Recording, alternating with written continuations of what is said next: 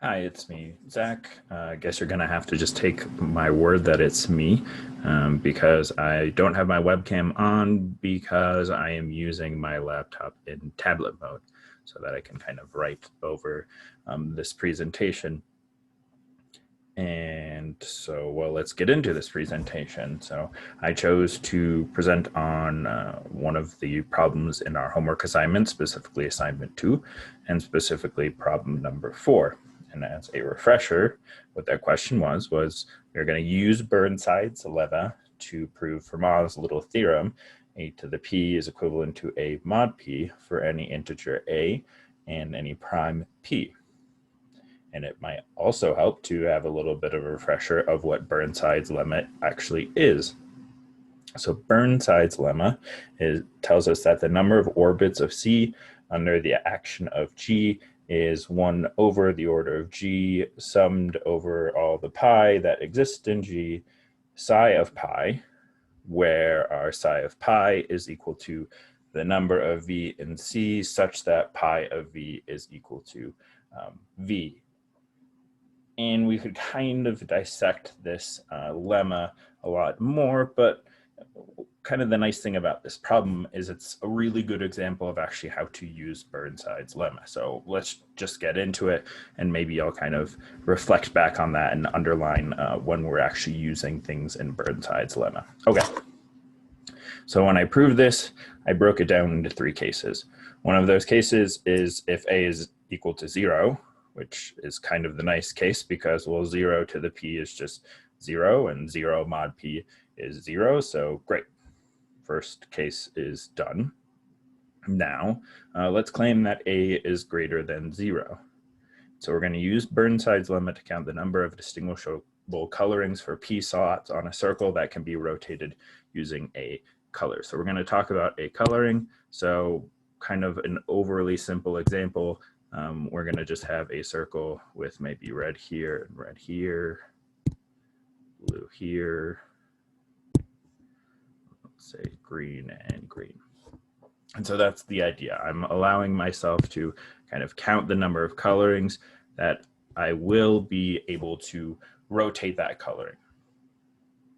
And so if I don't account for this rotation, and I just want to talk about the total amount of colorings, well, I have A colors and I have P slots, so that will give me A to the P distinguishable colorings. But now if I count my rotations, there are P group operations. One of them is I don't rotate at all. The other one is I rotate it by 1 spot.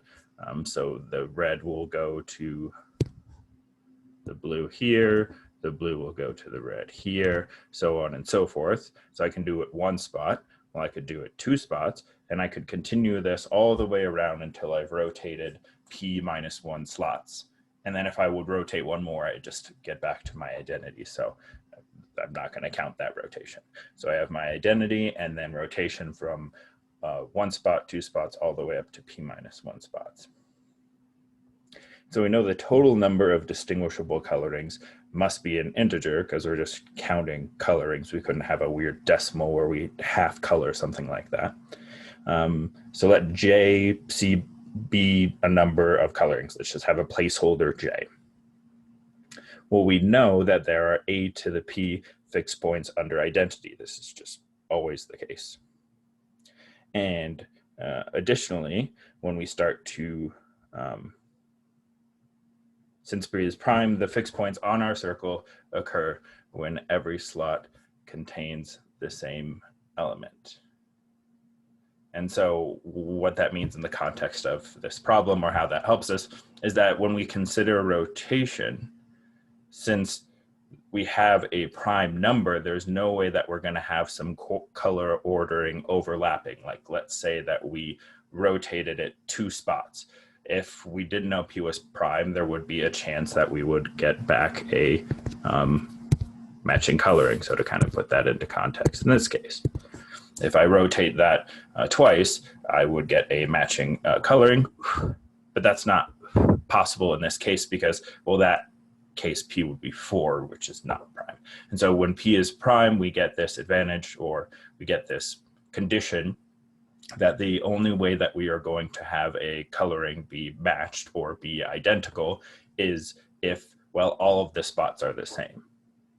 So I probably don't even need to draw a picture for that, but something like this. If I rotate that specific coloring, well, I get the exact same coloring. And that's true for any amount of rotation, right? If I rotate those 4 spots, if I rotate them once, I get the same thing. If I rotate them twice, I get the same thing. And so we find that there are A fixed points under each rotation. So this holds for the rotation by 1 spot, rotation by 2 spots, all the way up to the rotation by p minus 1 spots. And now we're going to use Burnside's lemma that we introduced at the beginning to find what our J is, our number of colorings.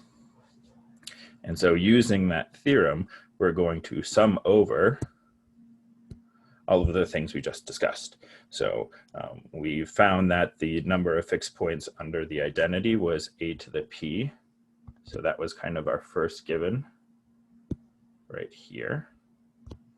And then the rest of these a's come from the fact of what we just discussed. There are a fixed points under each rotation. So there is one there, and all the way up to my p minus 1 rotations. So that's kind of what we're talking about here with our psi of pi.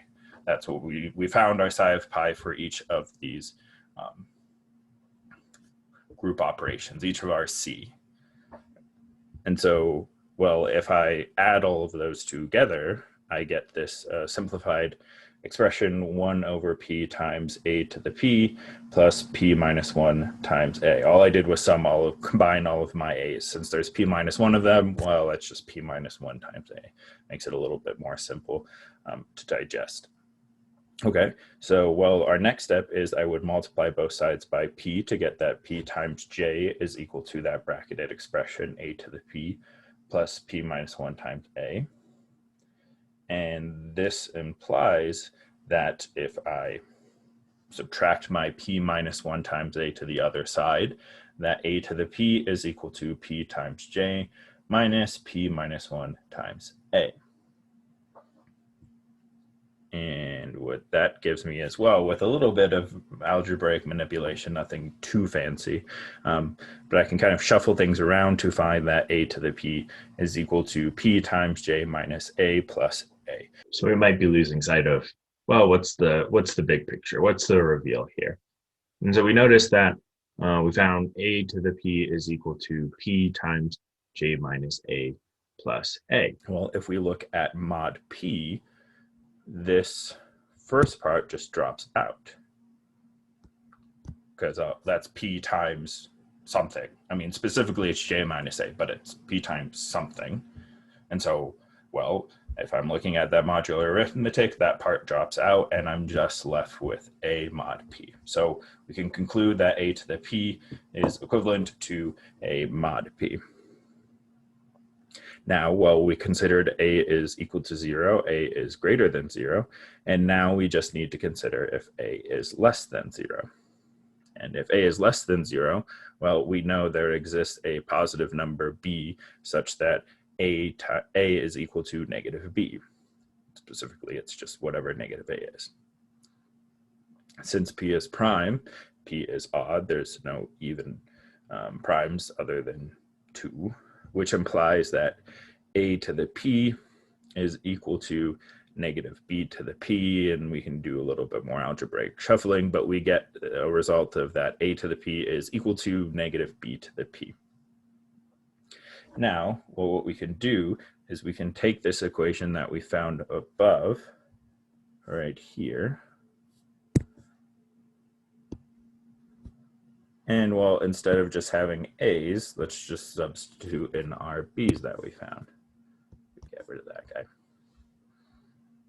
And well, once we plug those things in, we can find that our negative b to the p is equal to negative p times j minus b minus b. And then finally, if we substitute in negative a for b, we get this result that a to the p is equal to negative p times j plus a. And, well, surprise, surprise, under mod p, what happens is that now this term is going to drop out. It's negative p times j plus a. And so negative p times anything will drop out when we're going through modular p arithmetic. And so again, I'm left with this a to the p is equivalent to a mod p. And that's the proof. We've shown in all three cases that if a is equal to 0, if a is greater than 0, if a is less than 0, then our result a to the p is equivalent to a mod p. And now you might be thinking to yourself, okay, we had to show that this was true in not only all cases for a, which we just did, but all cases for b or p. And while all cases for p, I didn't put any restrictions on this proof other than claiming that p was prime, I think twice in the proof.